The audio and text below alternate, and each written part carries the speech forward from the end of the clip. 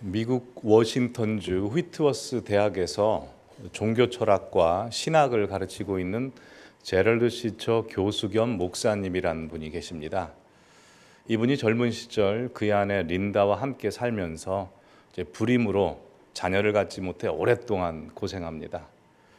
그러나 하나님께서 그 가정 가운데 은혜를 크게 베푸셔서 자녀를 낳게 하시는데요.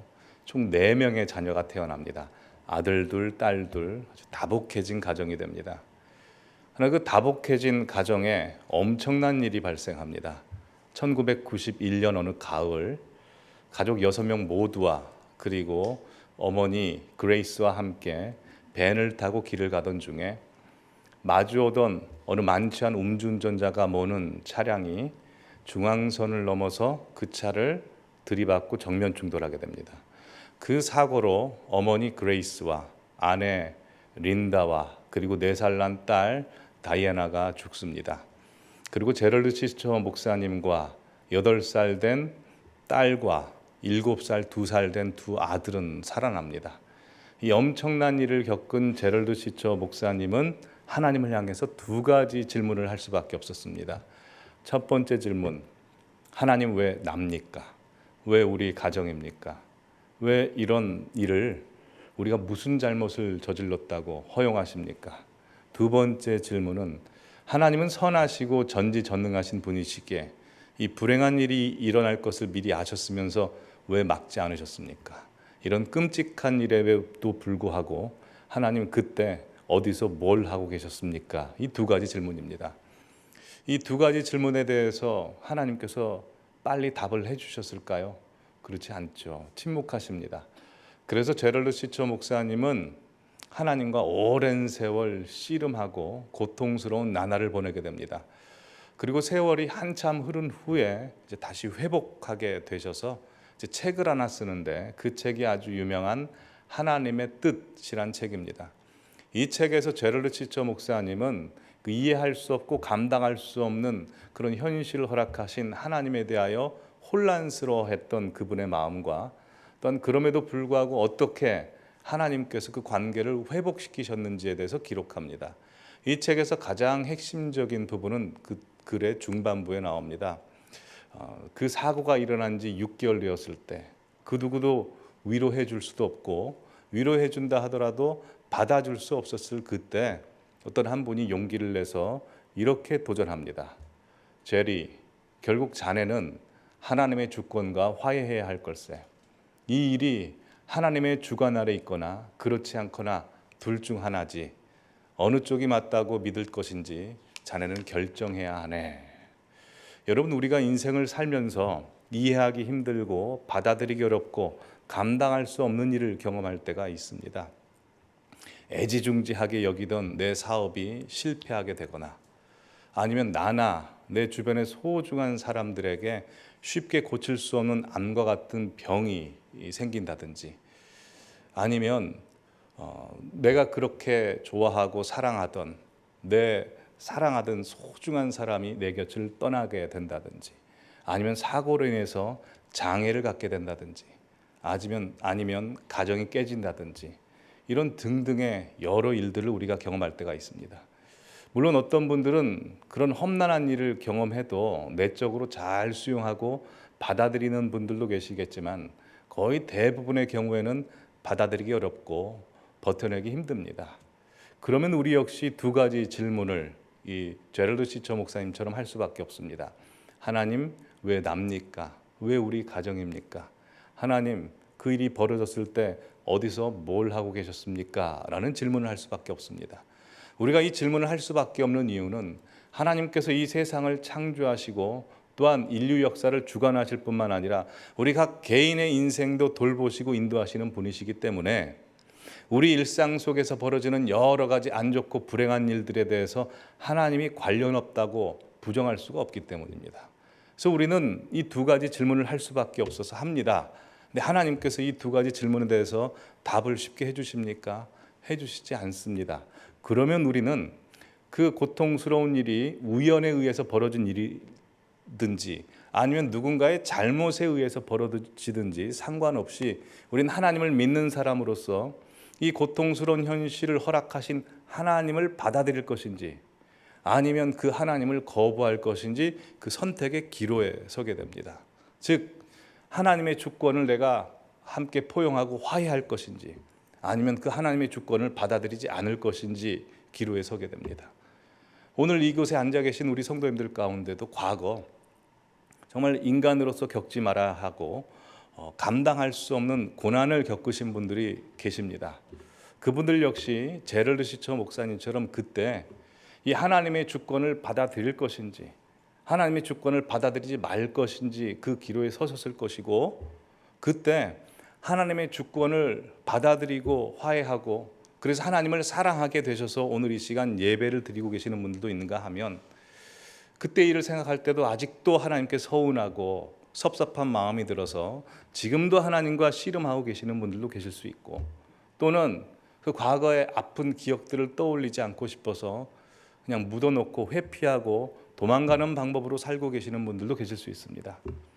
사실 우리는 인생을 살면서 크고 작은 일들을 경험하지만 그 크고 작은 일들을 하나님의 주권으로 내가 받아들일 것인지 아니면 받아들이지 말 것인지 그 경험을 선택을 하며 살아가고 있습니다. 매일 새벽 기도 시간과 밤 기도 시간에 우리 성도님들과 우리 성도님들의 가정과 성도님들의 일터와 기업에 하나님을 향하여 이런 괴로운 질문을 할 정도로 어려운 일이 없기 위해서 기도합니다.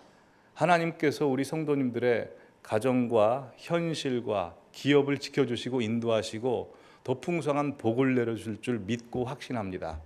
그럼에도 불구하고 그런 일이 우리에게 벌어지지 않는다 하더라도 하나님을 향하여 흔들리지 않는 믿음과 또한 하나님의 주권이 선하시다라고 하는 그 강한 신념과 신뢰가 우리가 마음속으로 영혼 가운데 준비되어야 하겠기 때문에 오늘 이 말씀을 함께 나눕니다.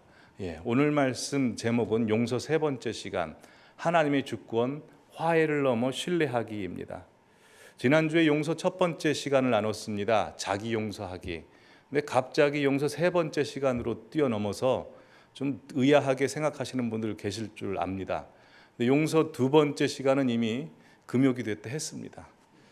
왜냐하면 이 용서라고 하는 주제는 스펙트럼도 넓고 또 굉장히 불편하고 고통스러울 수 있기 때문에 한 주간에 한 번에 다 하는 게 좋겠다 싶어서 금요일 날 한 번 더 했고요.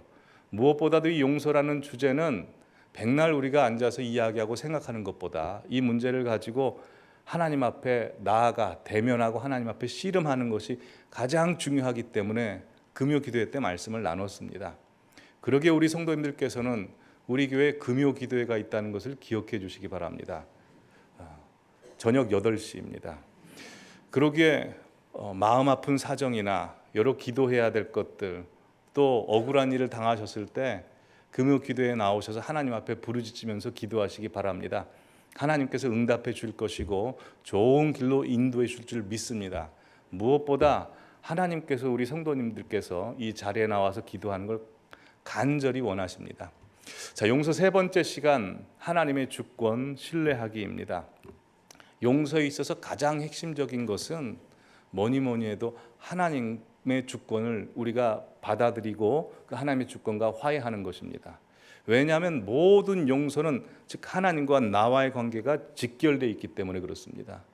자, 그렇다면 만약 하나님과 나와의 관계가 틀어지고 하나님의 주권을 내가 온전히 받아들이지 못한다면 어떤 일이 발생할까요? 우리 성도님들께 아주 좋은 소설 한 권 그리고 영화 한 편을 소개하고자 합니다. 아마 보신 분도 계실 겁니다. 꼭 보셨으면 하는데요. 윌리엄 폴 영이라는 사람이 쓴 오두막이라는 소설이 있습니다. 이 책은 전 세계 46개국어로 번역이 됐고 또 2천만 부나 팔린 아주 좋은 소설입니다. 그리고 2017년도에는 영화로 개봉이 돼서 한 86개국에 이제 동시 상영이 됐습니다. 이 소설과 영화에 보면 한 가정이 등장합니다. 주인공인 아빠 맥이 등장하고요. 또 그의 아내 낸이 있습니다. 둘 사이에 자녀가 있는데 소설책을 보시면 총 5명의 자녀가 등장하는데 영화는 3명의 자녀로 압축됩니다. 영화를 중심으로 소개하죠. 보시면 저 엄마 옆에 있는 첫째 아들 조시입니다. 그리고 옆에 있는 두 번째 딸 케이트가 있고요. 그리고 맨 밑에 작고 귀여운 미시라는 셋째가 있습니다. 그리고 옆에 보시면 주일날 한 가족이 나와서 예배를 드리는데 나머지 가족들은 잘 찬양도 하고 표정이 괜찮은데 저 아빠가 좀 표정이 이상하지 않습니까? 예, 어린 시절 상처 때문에 하나님과 관계가 틀어져 있습니다. 그 모습을 막내딸이 유심히 보고 있습니다.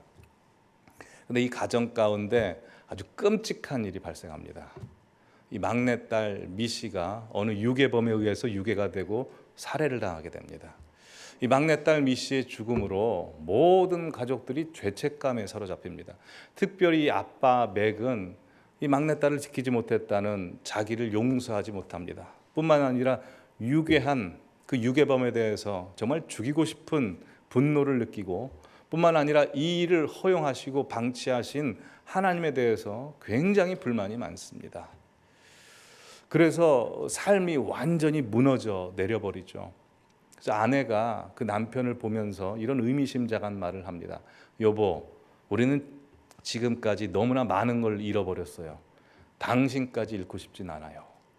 여러분, 하나님과 우리의 관계가 틀어져 있고 하나님을 우리가 전적으로 용납하지 못하고 용서하지 못하면 어떤 일이 발생하는 줄 아십니까? 하나님을 원망하게 되고 하나님을 싫어하게 됩니다. 하나님을 싫어하면 당연히 하나님께서 만드신 나 자신도 용납하지 못하고 증오하게 됩니다. 그럼 삶을 내려놓게 되죠. 삶을 내려놓게 되면 일도 열심히 안 합니다. 그럼 타인과의 관계에서도 문제가 생기죠. 즉 하나님과 나와의 관계는 다른 사람과 나와의 관계를 통해서 투영되게 되는데 하나님과 나와의 관계가 틀어지니 타인과의 관계도 틀어질 수밖에 없죠.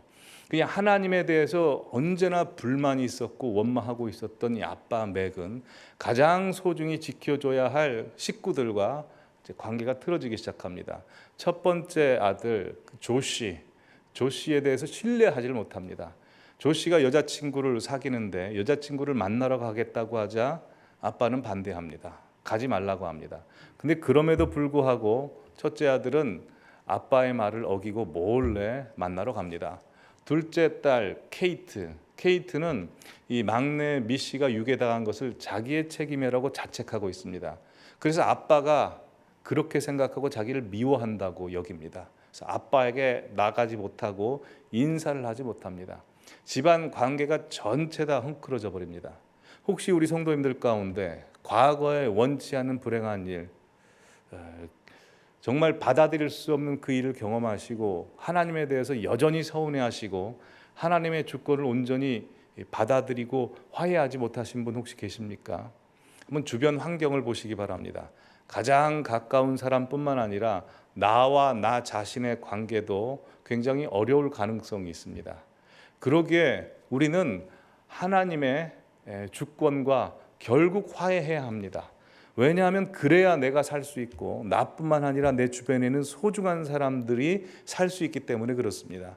그래서 오늘은 하나님의 주권 용납하고 화해하고 신뢰하기 이는 어떻게 하는지 좀 방법론적으로 말씀을 드리고자 합니다. 왜 우리가 하나님의 주권과 화해하기 어려운지에 대해서는 고난의 이유에 대해서 말씀을 나누면서 이 신정론에 관한 문제를 다루었기 때문에 오늘은 그 부분은 다루지 않겠습니다. 여러분, 우리가 타인과 관계를 회복하기 위해서는 나 혼자만 잘해서는 되지 않죠. 쌍방간에 해야 할 일이 있습니다. 즉 하나님과 우리와의 관계가 온전히 회복되고 하나님의 주권을 받아들이려면 우리 쪽에서 하나님께 해야 할 일도 있고요, 하나님 쪽에서 우리 쪽에 해 주셔야 할 일이 있습니다. 근데 하나님께서는 언제나 우리에게 하셔야 할 일들을 성실히 하시는 분이십니다. 근데 우리가 문제죠. 그래서 우리가 하나님 사이에 화해하기 위해서는 우리가 두 가지를 해야 합니다. 첫 번째는 용납할 수 없고 받아들일 수 없는 하나님에 대해서 인정하고 그 하나님에 대해서 질문하셔야 됩니다. 성경에 보시면 성경의 수많은 인물들은 수많은 질문들을 하나님께 그리고 예수님께 합니다. 그 질문들의 종류를 보면 말도 안 되는 질문, 그리고 질문을 가장한 하나님을 향한 공격, 자기 하소연, 불평, 원망, 그리고 정답 없는 질문 등등 여러 질문들을 하지만 성경은 그걸 다 포용합니다. 왜냐하면 이 질문이라고 하는 건 불신앙인 것처럼 보일지 몰라도 그 질문의 방향이 여전히 하나님을 향하고 있다는 것은 하나님에 대해서 끈을 놓지 않고 하나님에 대해서 소망을 갖고 있다는 것이기 때문에 성경은 질문에 대해서 굉장히 긍정적으로 보고 믿음 있게 봅니다. 그래서 성경은 질문을 이야기합니다. 오늘 본문에 보시면 용납할 수 없는 하나님의 일하심에 대해서 질문하는 한 사람이 등장합니다. 그 사람은 바로 하박국입니다. 하박국이라는 사람 이름 자체가 질문하는 사람입니다. 그의 이름 뜻은 포용하다 그리고 받아들이다라는 뜻입니다. 즉 하나님과 껴안아서 뭐 하겠습니까? 일단은 씨름하는 겁니다. 갈등하고 씨름을 하고 결국에 가서는 그 하나님을 포용하고 않는 게 이 하박국의 전체적인 내용입니다. 이 하박국이 하나님에 대해서 받아들일 수 없었던 것은 두 가지입니다. 하박국의 첫 번째 질문은 어찌하여입니다. 1장 3절 말씀 보시면 이렇습니다. 어찌하여 내게 죄악을 보게 하시며 패역을 눈으로 보게 하시나이까. 겁탈과 광포가 내 앞에 있고 변론과 분쟁이 일어났나이다. 13절도 어찌하여 거짓된 자들을 방관하시며 악인이 자기보다 의로운 사람을 삼키는데도 왜 잠잠하십니까? 하박국은 이야기합니다. 왜 하나님을 믿는 백성들을 저 갈대아 우상을 섬기는 민족들로 하여금 징계당하게 하시고 멸망당하게 하십니까? 하나님의 일하심 도저히 용납할 수가 없습니다. 어찌하여 일을 이런 식으로 하십니까? 라고 질문합니다. 그리고 두 번째 질문입니다. How long입니다. 하박국 1장 2절 말씀 보시면 여호와여 내가 부르짖어도 주께서 듣지 아니하시니 어느 때까지일까? 내가 강포로 말미암아 외쳐도 주께서 구원하지 아니하시나이다. 어느 때까지니까? 어찌하여 어느 때까지니까? 이 질문은 우리가 하나님 앞에 끊임없이 하고 있는 건 아닙니까? 하나님께서 왜 나에게 이런 현실을 주셨습니까? 그 현실을 타개하기 위해서 하나님께 계속 기도하는데 기도가 응답이 잘 안 됩니다. 어느 때까지입니까? 라고 기도할 수밖에 없습니다. 우리 자녀를 위해서, 가정을 위해서, 사업을 위해서, 우리 병을 위해서 여러 가지를 놓고 기도하는데 하나님이 응답해 주시지 않으면 우리 마음 상합니다. 잠언서 13장 12절 말씀에 하나님께서 이렇게 말씀하십니다. 소망이 더디 이루어지면 그것이 마음을 상하게 한다. 하나님도 다 아시면서 왜 소원을 더디 이루어 주십니까? 라고 기도할 수밖에 없습니다. 그래서 우리가 끊임없이 하나님을 향해서 질문하는데 하나님이 답을 안 주시면 질에 지쳐서 질문하는 자리에서 이탈하는 경우들이 많습니다. 그래서 두 번째로 하나님의 주권과 화해하기 위해서 우리가 해야 되는 것은 하나님이 응답하실 때까지 그 질문의 자리에서 절대 떠나지 마셔야 된다는 겁니다. 이게 가장 중요한 핵심입니다. 하나님께 질문을 해도 내가 원하는 때 하나님이 응답을 해주시지 아니하시니 그 질문의 자리에서 우리가 떠날 때가 너무나 많은 겁니다. 그래서 하박국 2장 1절에 보면 하박국이 이렇게 하나님 앞에 선포합니다. 내가 파수하는 곳에 서며 성루에 서리라. 그가 내게 무엇이라 말씀하실지 내가 기다리고 바라보며 나의 질문에 대하여 어떻게 대답하실지 보리라 라고 고백합니다. 이게 중요합니다. 여러분 욥의 지혜가 무엇인지 아십니까? 욥은 자녀 10명이 죽습니다. 그리고 재산이 다 사라집니다. 건강이 나빠집니다. 아내가 떠나갑니다. 친구들은 위로한답시고 와서 그를 계속해서 조롱하고 비난합니다. 욥은 너무나 고통스러워서 하나님 앞에 불평하고 원망하고 탄식합니다. 욥이 잘한 것 딱 한 가지 있습니다. 그의 괴로움과 고통과 그 질문을 하나님을 향해서 끊임없이 했다는 겁니다. 언제까지요? 하나님께서 나타나셔서 말씀하실 때까지. 그래서 하박국 2장 3절에 하나님께서 이렇게 말씀하십니다. 이 묵시는 정한 때가 있나니 비록 더딜지라도 기다리라. 반드시 응하리라. 이게 무슨 말씀입니까? 질문의 자리에서 떠나지 아니하면 하나님께서 반드시 만나 주신다는 겁니다. 그러게 우리 성도님들께서 하나님을 향하여 갖고 있는 것, 아직 내 삶에 용납하지 않는 현실을 허락하신 하나님에 대해서 끝까지 질문하는 자리에서 이탈하지 마시기 바랍니다. 그럼 하나님의 때 하나님께서 반드시 만나 주실 줄로 믿습니다. 하박국과 욥도 하나님의 때 하나님을 만납니다. 근데 하나님을 만나서 회복되어 가는 과정이 참 희한합니다. 하박국의 질문은 이것이었습니다. 하나님이 일하시는 방식 이해할 수 없습니다. 그럼 하나님께서 나타나셔서 나는 이러이러해서 이런 방식으로 일한다 라고 설명을 해 주셔야 되는데 그렇게 설명 안 하시고요. 나는 주관자다. 나는 내 뜻대로 이 세상을 통치할 것이다. 만 말씀하십니다. 욥의 질문은 이것이었습니다. 왜 나에게 이 고난 주셨습니까? 그럼 고난을 왜 주셨는지 그 이유에 대해서 설명하셔야 되는데 하나님께서 그 이유를 말씀해 주시지 않습니다. 근데 참 희한하게도 그들이 하나님을 만나고 회복돼 버립니다.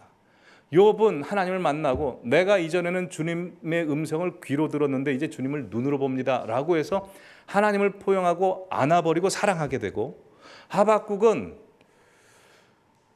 하나님의 말씀을 듣고 덜덜 떨립니다. 2절에 덜덜 떨면 그가 하나님의 말씀으로부터 떠나야 되는데 그렇지 않고 나는 무화과잎이 마르고 외양간에 송아지가 없을지라도 난 여호와로 인하여 기뻐하고 즐거워하리로다 하면서 찬양의 자리로 나아가 버립니다. 이게 어떻게 이렇게 된 일일까요? 여러분, 어린아이가 놀이터에서 놀다가 다칩니다. 피가 납니다. 어린아이에게 가장 중요한 해결책이 뭘까요? 우리가 생각하기에는 누군가 가서 소독약 발라주고 후시딘 발라주고 또 싸매주면 상처를 싸매주는 것이라고 생각하지만, 아이에게 있어서 가장 근본적인 해결책은 그냥 엄마가 가서 안아주는 겁니다. 엄마가 가서 안아주면 아이가 울음도 그치고요. 그 다음 후 처리는 엄마가 다 알아서 하는 겁니다. 마찬가지입니다. 우리가 여러 가지 질문하지만 사실 그 질문에 대해서 우리가 응당한 논리적인 답을 들어도, 그래서 이해를 해도 우리는 그것으로 회복할 수 있는 존재가 아니고 그것으로 살 수 있는 존재가 아닙니다. 그냥 하나님을 만나야 됩니다. 하나님이 우리 안에 들어오셔서 우리 안에 능력이 되어주셔야 우리가 살아납니다. 그래서 크리스토퍼 몰리라는 사람은 이렇게 이야기합니다.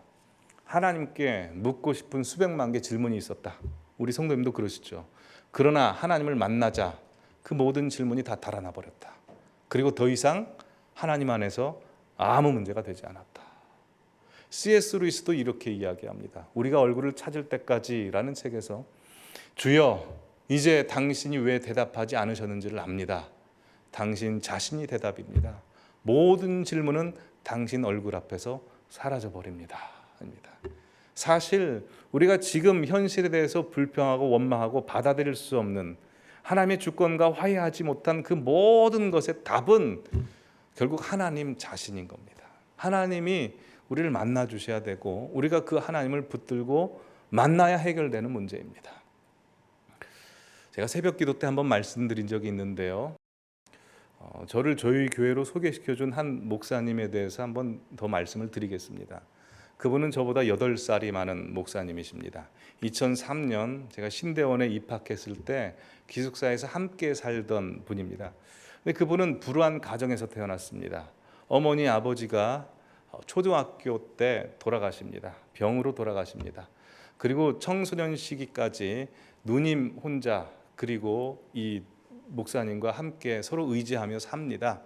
그러다 고등학교 때 교회에 가서 하나님의 은혜를 깨닫게 되고 수련회를 통해 성령 체험을 합니다. 그리고 목회자가 되기로 서원합니다. 만약 기도해 줄 수 있고 또 물질적으로 여러모로 서포트해 줄 수 있는 부모님이 계셨다면 빠르게 그 과정들을 밟았을 텐데 돌아 신대원에 들어오게 됩니다. 그러니 저랑 8살 차이가 나죠. 신대원 생활할 때는 괜찮았습니다. 왜냐하면 기숙사에서도 살 수 있었고 또 여러 주변의 전도사님들이 같이 함께 했기 때문에요. 근데 신대원을 졸업하고 나서가 문제였습니다.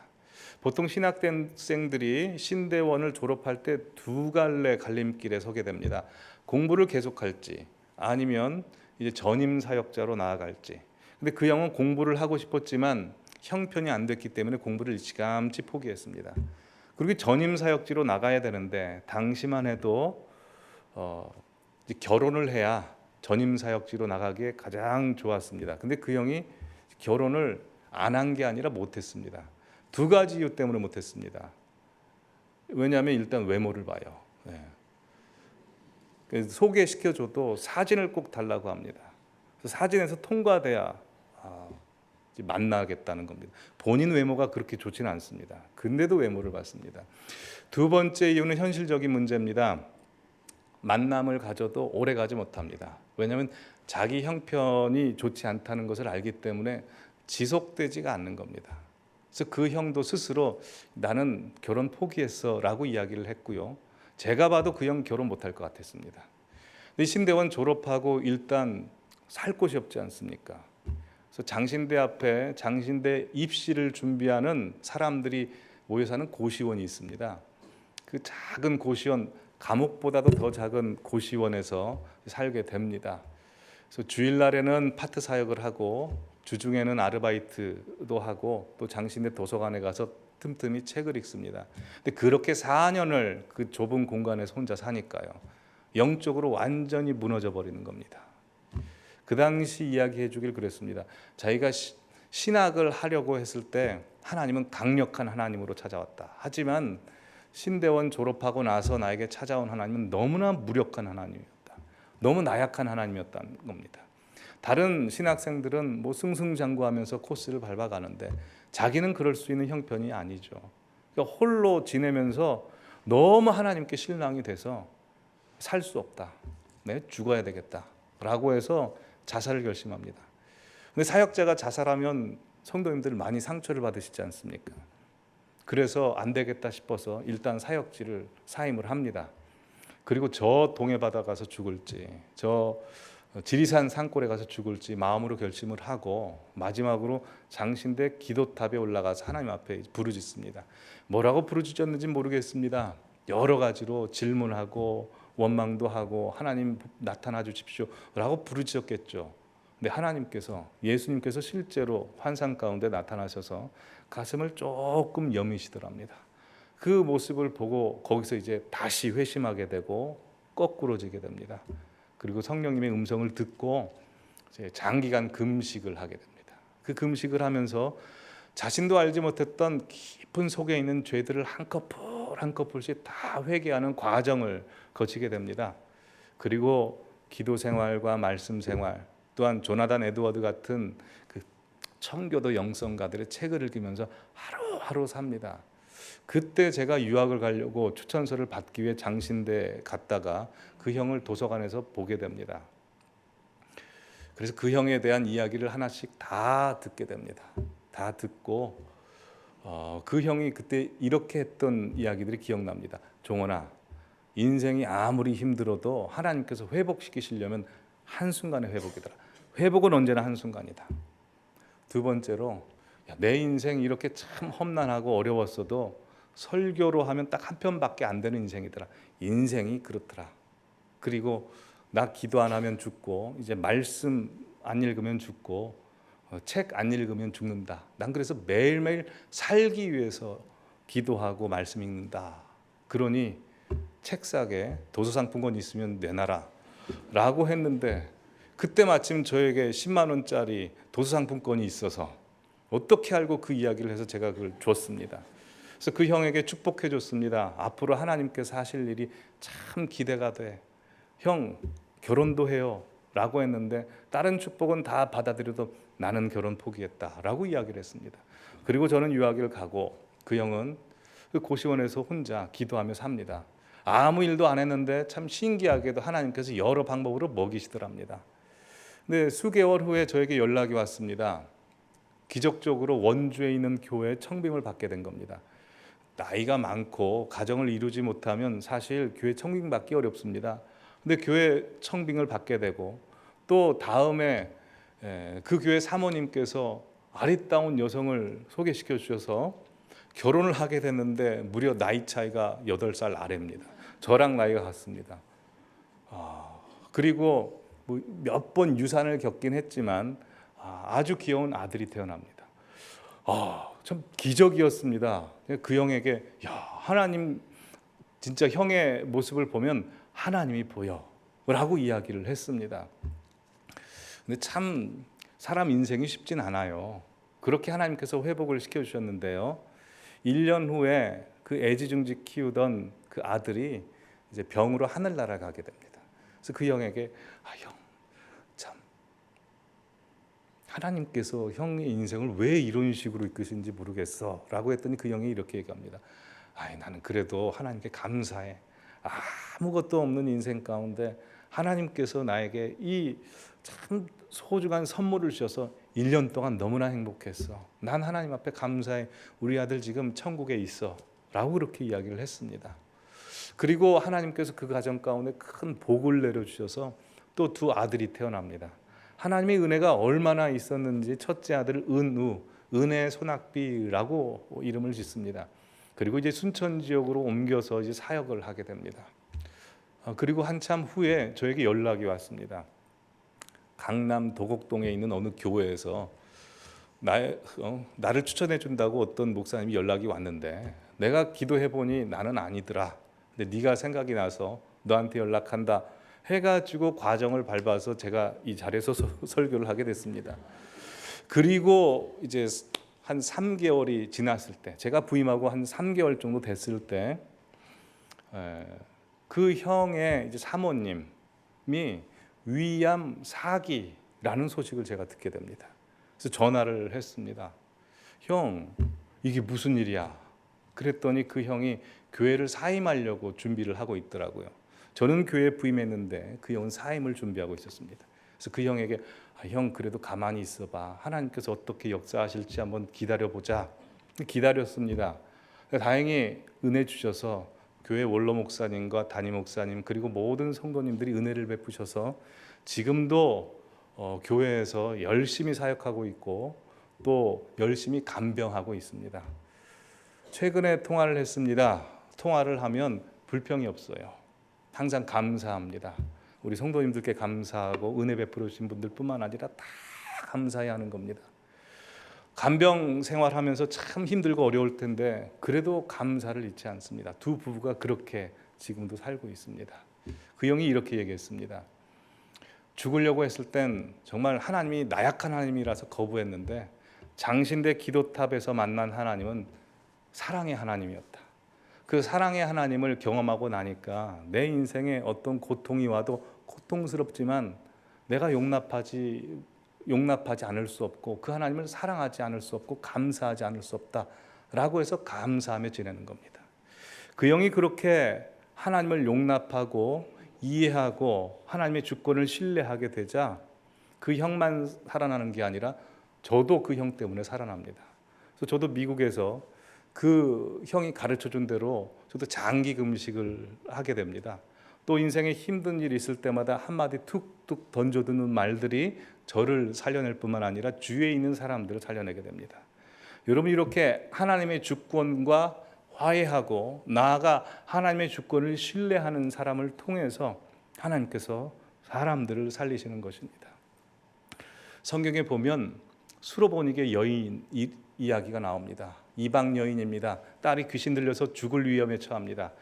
예수님께서 지나가신다는 소식을 듣고 예수님께 나아가서 고쳐주십시오 라고 하자 예수님께서 이렇게 반응하십니다.